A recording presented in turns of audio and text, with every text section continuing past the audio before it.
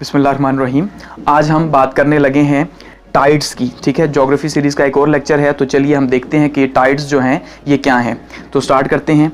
देखिए, सबसे पहले आपको ये डिफरेंस समझना पड़ेगा, टाइड्स और वेव्स जो हैं ये इनमें डिफरेंस क्या है। तो जो वेव्स हैं, वेव्स भी समंदर के अंदर हर टाइम पे हम जानते हैं वो बनती रहती हैं। तो जो वेव्स हैं नॉर्मली वो उसकी कॉज क्या होती है, वो एक खास डायरेक्शन के अंदर विंड का जो चलना है उस वजह से वो वेव्स पैदा होती हैं जो हर टाइम पे समंदर में आपको देखने को मिलेंगी। ठीक हो गया। लेकिन जो टाइड्स हैं ये भी हैं तो वेव्स ही, लेकिन इनको नॉर्मली क्या है, ये जायंट वेव्स हैं, ये बहुत बड़ी बड़ी लहरें हैं। ठीक है, जो नॉर्मली देखने को नहीं मिलती। ठीक है, तो इस वजह से हम ये कह सकते हैं कि जो टाइड्स हैं वो समंदर के अंदर बहुत बड़ी बड़ी जो लहरें हैं उनका उतार चढ़ाव जो है, सिर्फ चढ़ना ही नहीं बल्कि उतार चढ़ाव दोनों जो है, राइज एंड फॉल जो है ओशन वाटर के अंदर, वो बहुत ज़्यादा जो वेव्स का है उसको हम क्या कह सकते हैं जी, उसको हम कहते हैं टाइड्स। अब अगर हम बात करें कि जो टाइड्स हैं इनकी क्या कैरेक्टरिस्टिक्स और कैसे बनती हैं, तो उसमें हम ये देखते हैं कि सबसे पहले तो आप टाइड को समझ लें कि ये बहुत बड़ी वेव है, ये कोई छोटी वेव नहीं। ठीक है, इसकी जो हाइट है वो कम हो सकती है, हाइट इसकी 1 to 2 मीटर तक हो सकती है, लेकिन जैसे जैसे ये शोर पे पहुंचेगी यानी साहिल के किनारे पे ये लहर पहुंचेगी तो उसकी हाइट उतनी ही ज़्यादा बुलंद होती जाएगी, यानी किनारे पे पहुंच के जो टाइड है उसकी जो रेंज है वो 20 मीटर तक हो जाएगी, इतनी ज़्यादा होगी।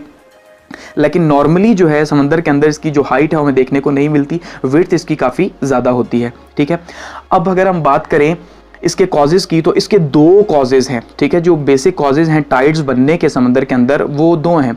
उसमें सबसे पहला कॉज जो है वो अर्थ है, अर्थ के साथ मून है सॉरी, और दूसरा जो है वो सन है। ठीक है, यानी एक साइड पे मून की ग्रेविटेशनल जो फोर्स है उसकी वजह से टाइड्स पैदा होती हैं समंदर के अंदर, और दूसरा जो है वो सन की ग्रेविटेशनल फोर्स जो है इसकी वजह से टाइड्स पैदा होती हैं। ठीक हो गया। अब कैसे, अब इसको समझते हैं। देखिए, नॉर्मली जब भी 2 महीने के अंदर अगर हम बात करें तो एक महीने में 2 हाई टाइड्स होती हैं जिनको स्प्रिंग टाइड कहा जाता है, और 2 लो टाइड्स होती है जिनको नीप टाइड कहा जाता है।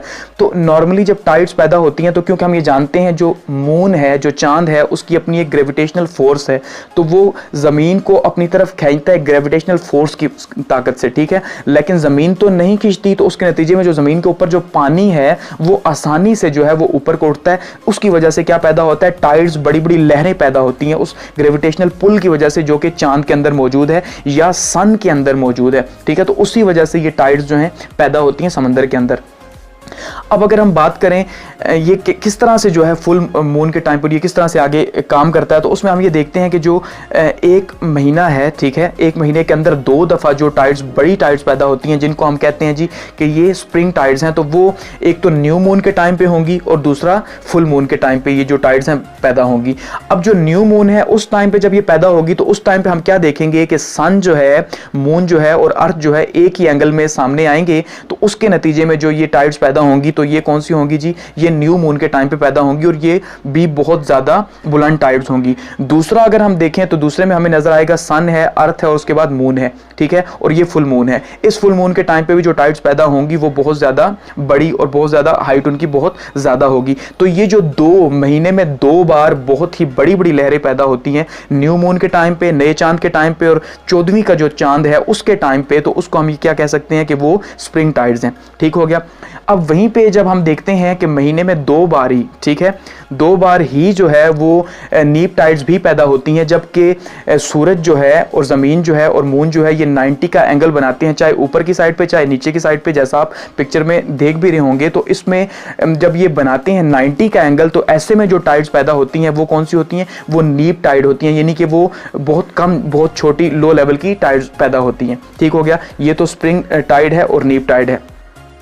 अब जब टाइड्स पैदा होती हैं तो उसके जो 2 किनारे हैं आपको ये समझना है, एक ऊपर का और एक जो नीचे का है, वहां पे जो है हमेशा ग्रेविटेशनल पुल जो है वो काम करती है मून की और सन की, तो वहां से जो है वो पानी ऊपर की तरफ जो है वो उठना शुरू होता है और हमें नजर आता है कि भाई यहाँ से पानी जो है वो बहुत ज्यादा ऊपर है। ठीक है, तो जब आप ये सामने आप पिक्चर देख रहे हैं जो सैटेलाइट से ली गई है, तो उससे आपको आइडिया होगा कि भाई ये कितना ज्यादा जो है वो पानी जो है अपनी जगह से ऊपर उठता है और कितनी ज़्यादा बड़ी बड़ी टाइड्स पैदा करता है। ठीक हो गया जी।